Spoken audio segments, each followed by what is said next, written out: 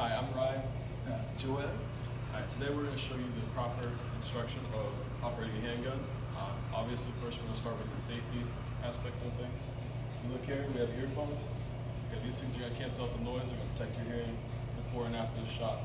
Okay, keep these on. We're currently in a range. It is mandated that these stay on and your glasses stay on at all times. Your glasses are more to protect you when the handgun is firing, that shell to eject. Alright, so before we get shooting, obviously I'm going to break down the components of the gun and some of the common safety aspects that come along with handling a firearm. Okay, rule number one, obviously, make sure that the muzzle of the gun is pointed away from you in a safe direction at all times. Safe directions are into the ground or away from other people, obviously. Okay, you're breaking down this gun. It's a very small gun, it is a concealed gun, so it's meant to be hidden. This is the top slide. Okay, this is the barrel, this piece right here on the end. This is the base, grip, trigger guard goes around the trigger, and over here we have the magazine. Magazine, not a clip. Magazine. Yes, this is a magazine. It shoots 380 rounds, which is the exact same bullet that 9mm shoots, except for it's a little bit shorter.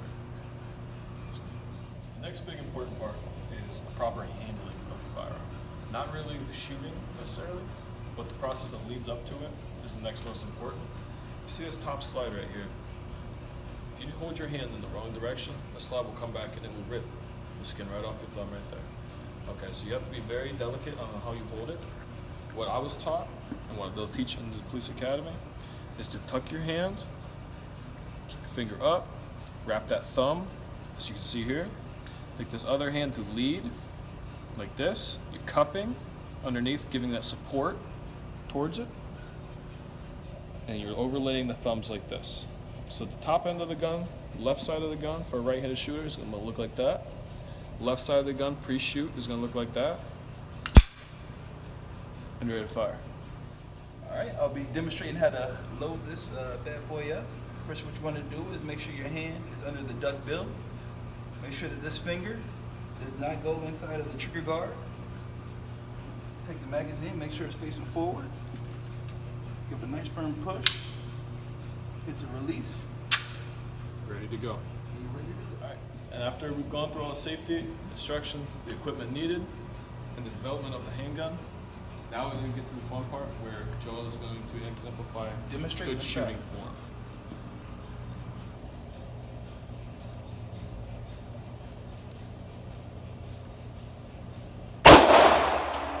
Shooting. He got an athletic stance. Okay, so he's not going to be surprised. He's not going to get pushed over if someone pushes him. Okay, his arms, come back a step. His arms are not fully extended. They're not too close.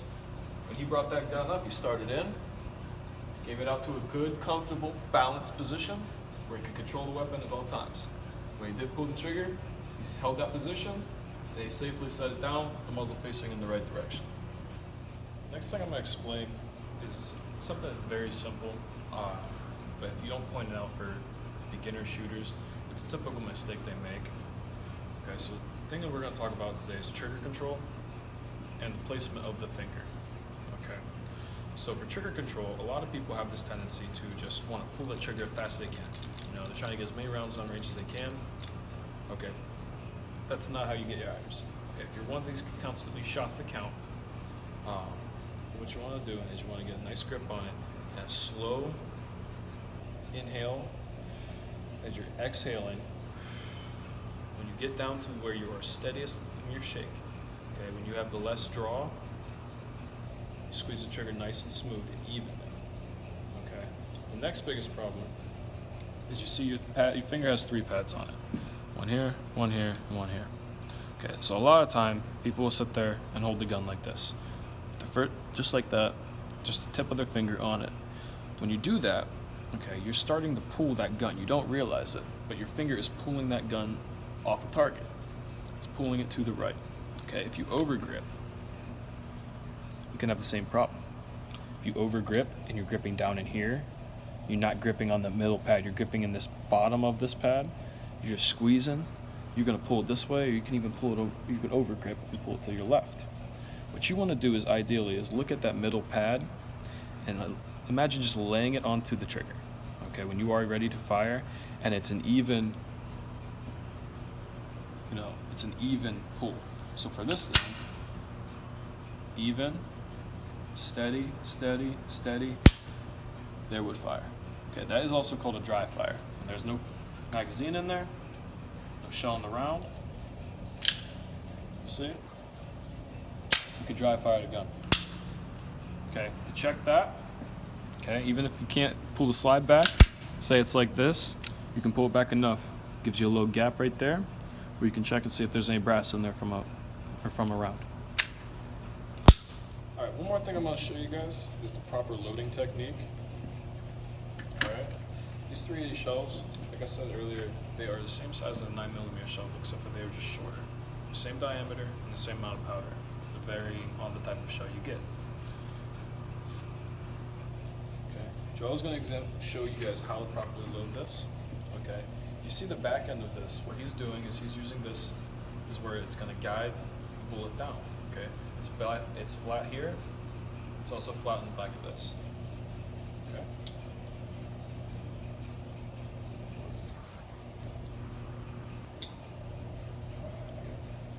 Alright. After you get one end, the rest of them should go pretty easy. The lower you get down to the bottom of the clip, the tighter the spring is, so it is going to be harder to get into. This clip in general, for this gun, should only hold 6, but they do make extension clips for 7 and even up to 8. All right, what we're gonna do next now is explain a different type of bullets. This one right here is a target bullet. It's made for projectiles going through objects. This one right here, self-defense bullet. When it hits its target, it explodes, kind of like a flower range. You can see the differences in size. So we're gonna find out the difference between these two magazines. Okay, you see, obviously, other than the size difference, these two magazines are two different kinds. We have this one on the right, which is 445, and this is considered a double stack, meaning that these bullets, when they come in, they're off-centered, going down through it in order to hold more magazine, or more into the magazine. Well, this one, you can see they're all in line, meaning it will only hold 6. This one will hold 15 on the other end. All right, so typically there's like two basic type of targets that you have. One is the circle target, your number one here. This one right here, you got a person silhouette. This is some of the marks that we've hit so far. You see here, throughout this shooting, when you're aiming, you're typically aiming for center mass to stop the threat. Okay, you're not aiming for headshots. It's not a video game. It's not a TV show. You're aiming for center mass. These are the vital organs that are held in this area in hopes of stopping the threat towards you or your family. All right, now I'm going to demonstrate how to draw this weapon from a concealed holster. This is, like I said earlier, this is a smaller gun. It is a concealed gun. The shirt comes over top. You can't see it. You can walk around in public, and you are safer being in the presence of a CCW holder with the proper training. Okay, if I was to be approached, okay, the first step I would take is to go back, and as I'm stepping back, the shirt is coming up. Okay, the hand is open.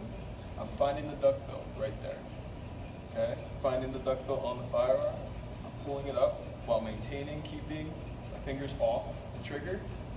I'm then here to here. Okay, you see how my arms are? I'm stepping away from the combat, but I'm taking the gun towards the target. Okay, towards the threat. Now, the quick motion of this would be something along the lines of.